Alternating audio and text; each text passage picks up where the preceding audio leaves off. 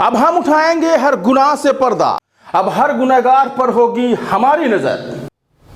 जानिए हर गुनाह का सारा सच। तेज खबर 24 लेकर आया है खास एपिसोड गुनाह। देखिए हर शुक्रवार रात 8 बजे हमारा खास एपिसोड गुनाह।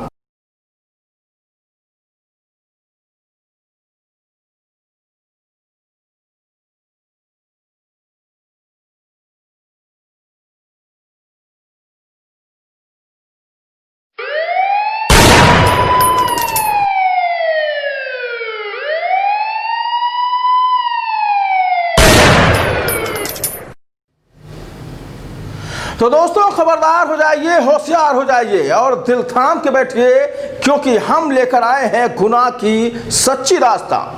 तेज खबर 24 के खास एपिसोड गुनाह में आज एक बार फिर हाजिर हूं आपके साथ मैं आज।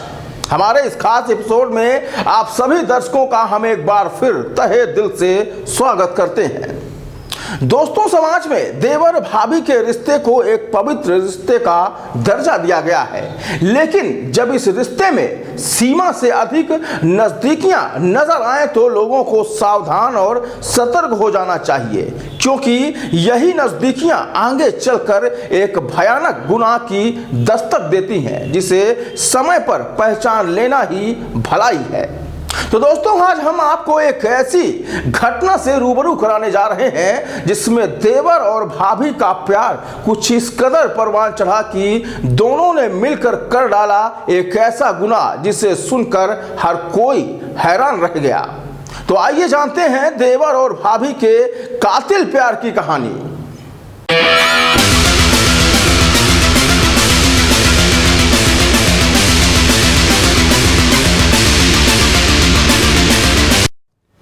कहानी है मध्य प्रदेश के रीवा जिला स्थित हनुमना की, जहां अर्जुनपुर नाम के एक छोटे से गांव में हुई सुबह किसी बड़ी अनहोनी का संदेश लेकर आई थी। सुबह होते ही गांव की एक सरकारी स्कूल के बाहर लोगों की भीड़ जमा थी और स्कूल के अंदर खून से लथपथ एक लाश पड़ी थी। गांव की सरकारी स्कूल में खून से लथपथ हालत में लाश मिलने की खबर गांव के ही किसी शख्स ने पुलिस को दी। सूचना मिलते ही हनुमना थाना प्रभारी गौरव नेमा अपनी टीम के साथ मौके पर पहुंचे और जहां पाया कि स्कूल के अंदर एक लाश पड़ी हुई है।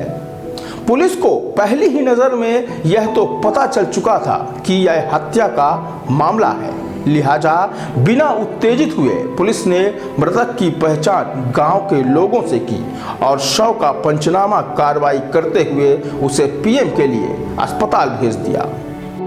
तो दोस्तों, आपने देखा कि रीवा जिले के हनुमना कस्बे से सटे एक छोटे से गांव अर्जुनपुर की सरकारी स्कूल में एक व्यक्ति की खून से लथपथ हालत में लाश मिलती है।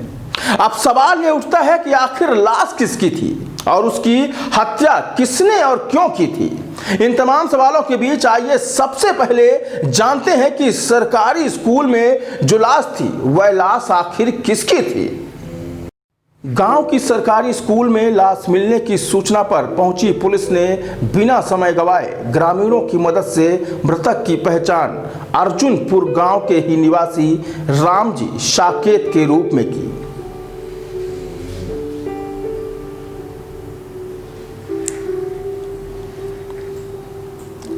मृतक का घर स्कूल के ठीक सामने था, लेकिन घर के सामने स्कूल में लाश मिलना पुलिस के लिए जांच का विषय था। मृतक के संबंध में सारी जानकारी एकत्रित करने के बाद हमेशा की तरह पुलिस ने आसपास के लोगों से संपर्क करना शुरू कर दिया। इधर मृतक का भाई सूरज साकेत और मृतक की पत्नी सविता विलाप में डूबे हुए थे।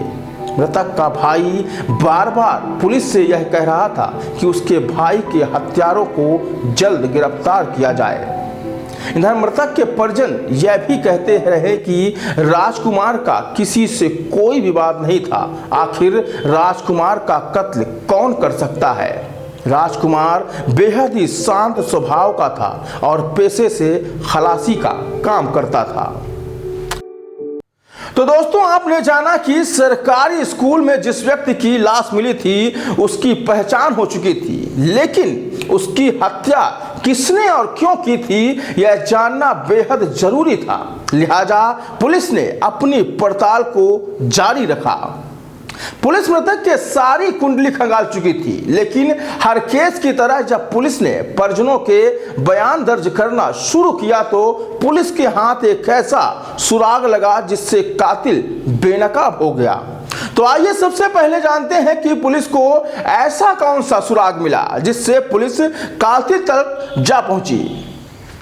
अर्जुनपुर निवासी राजकुमार साकेत की हत्या की गुत्थी सुलझाने में जुटी पुलिस ने जब पड़ताल शुरू की तो सबसे पहले परिजनों के बयान दर्ज करने शुरू किए। पुलिस द्वारा लिए जा रहे शुरुआती बयान में ही मृतक के छोटे भाई सूरज की जुबान उस धारा की रफ्तार में नहीं बह रही थी जिसकी पुलिस अपेक्षा करती है।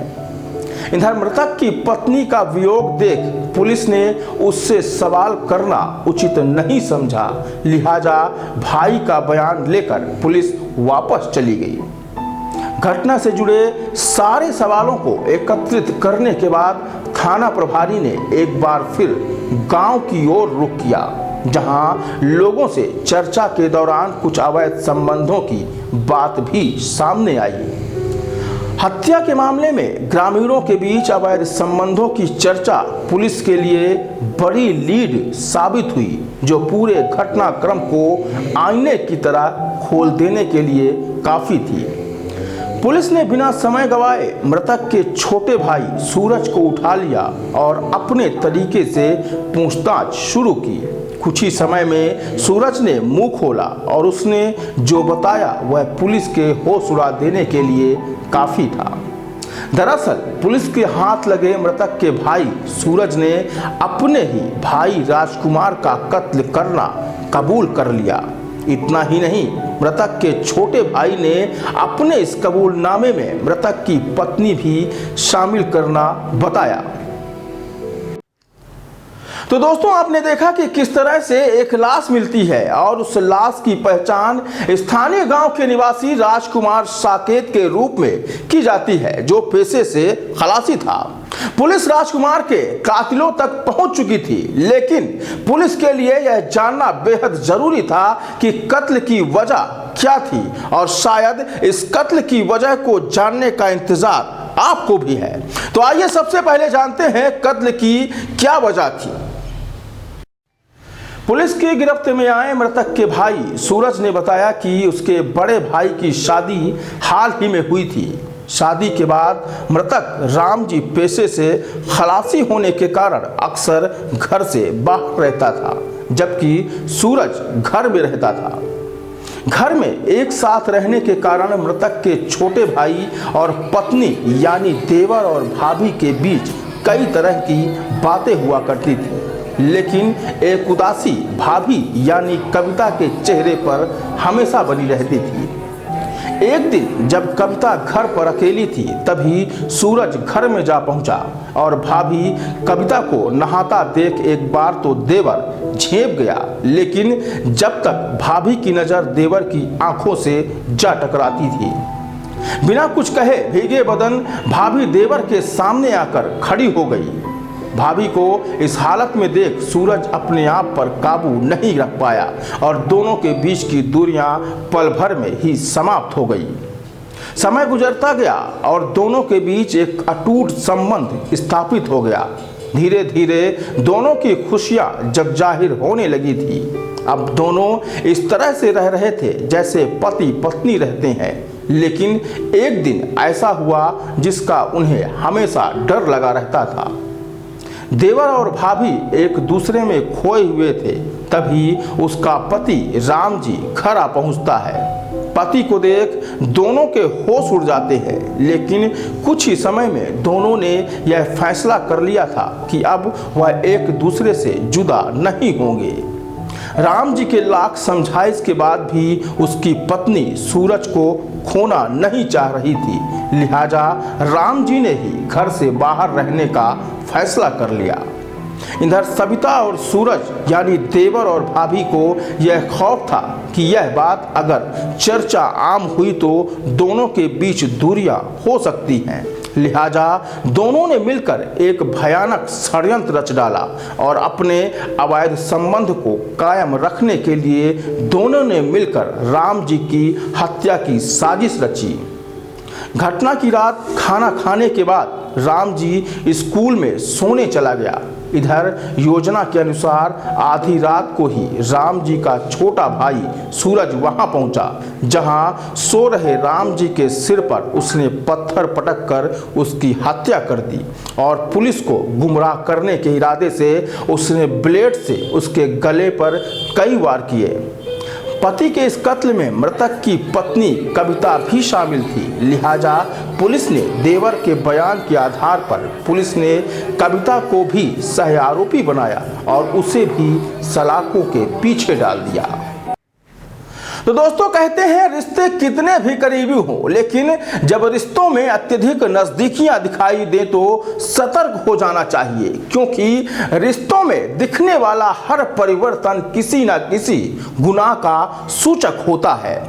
तो दोस्तों, यह थी देवर और भाभी के कातिल प्यार की कहानी, जिसमें दोनों के बीच नाजायज रिश्ते ने उन्हें कातिल बना दिया था। तो दोस्तों, अगर आपको यह सच्ची कहानी पसंद आई हो तो हमारे YouTube चैनल तेज खबर 24 को सब्सक्राइब करना हरगिज ना भूलें। मैं आज अब आपसे विदा लूंगा और अगले शुक्रवार को हम फिर हाजिर होंगे एक नई और सच्ची घटना के साथ। तब तक बने रहिए तेज खबर 24 में। जय हिंद, जय भारत।